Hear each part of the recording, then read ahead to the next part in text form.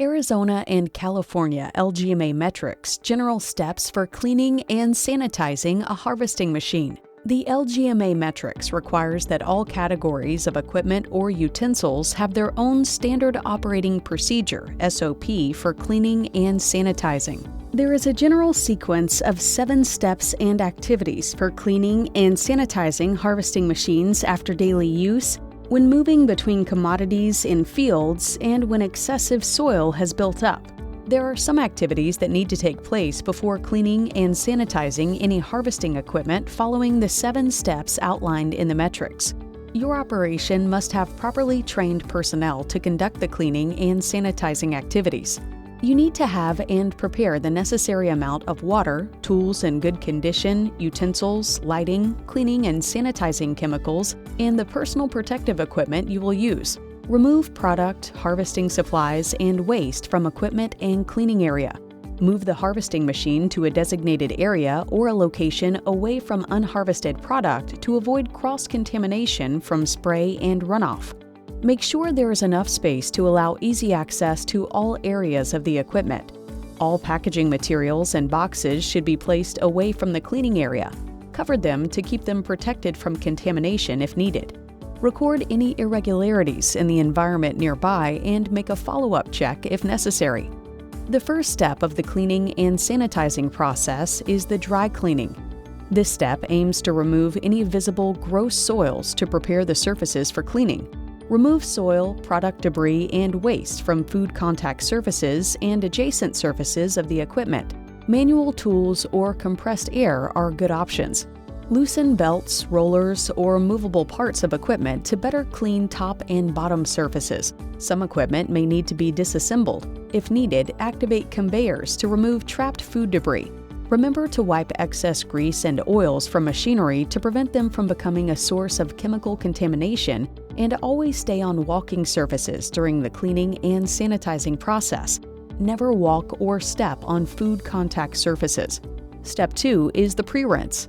The equipment is rinsed from top to bottom with water to remove all visible soils and debris. Rinse food contact surfaces and non-food contact surfaces with enough water, but beware of splashing, creating puddles, and mud. Slowly run conveyors to aid in removal of debris during rinsing as necessary. Pay special attention to hard-to-reach areas, conveyor belts, transporters, moving parts of equipment, and hard-to-reach areas or harborage sites. Use a ladder or other safe means to reach the highest and difficult-to-reach spots.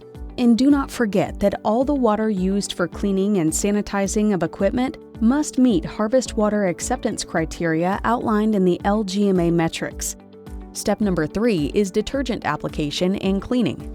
This step focuses on the removal of any remaining soils, dirt, and plant residues to get rid of organic matter so that sanitation can occur. Select a detergent that can be applied in field conditions to remove these materials. You will need to prepare the specified cleaning solution according to the manufacturer's instructions and your company's SSOP. Apply it to the equipment, ensuring that all food contact surfaces and adjacent surfaces are covered. Remember to always apply cleaning solutions starting from the top and going down the machine. Step 4 is scrubbing. All areas should be scrubbed with hygienic color-coded brushes for food and non-food contact surfaces. Scrub all surfaces that need cleaning, including but not limited to conveyor lines, hollow parts, boards, tables, bands, undersides, and hard-to-clean areas. Apply physical action and safely run automated belts. Scrub pads are designated for food and non-food contact surfaces and are for single use only. Do not allow the cleaning solutions and foams to dry while you are scrubbing or before rinsing. Step 5 is the detergent rinse for removal of detergents and remaining soils and residues. The rinsing step removes the detergent from the clean surfaces. All detergent residues need to be removed, along with any soil and debris that remain on the harvesting machine. Rinse equipment top to bottom in the order detergents were applied, and carefully rinse the hard-to-reach areas such as underneath belts, conveyors, and frames. If needed, run belts and conveyors slowly to rinse them thoroughly to remove all soap and detergent. Avoid spraying and splashing dirt, detergent, or debris onto clean equipment. Step 6. Post-cleaning self-inspection and approval for sanitizing.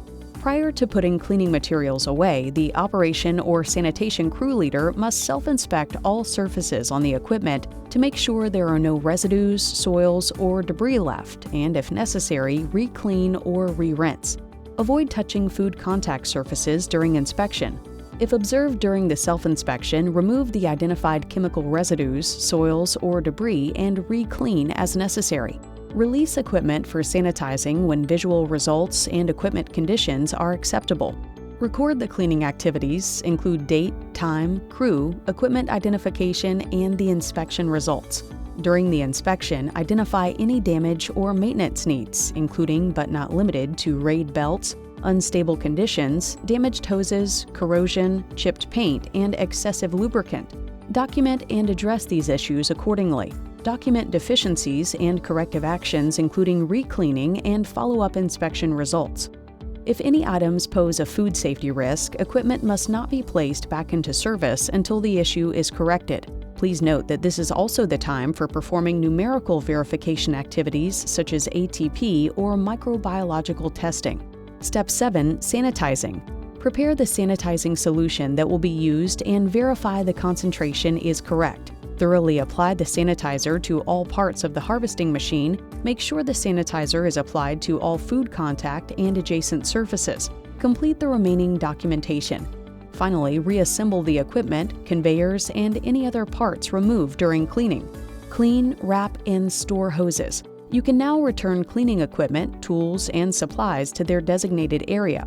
Release equipment for harvesting and do not forget to complete the sanitation records and logs. The equipment is ready for transport if moving between fields or changing commodities. If this is the end of harvest operations for the day, the best practice is to sanitize the equipment right after it was cleaned. Day of harvest activities. Prior to beginning harvest, conduct a daily or pre-operational inspection that addresses cleaning and sanitizing or noticeable changes in conditions since prior sanitation. You must visually inspect equipment to confirm that the cleaning and sanitation procedures have been completed. Based on this inspection, it may be necessary to re-clean or re-rinse and re-sanitize food contact surfaces and adjacent surfaces on harvest equipment.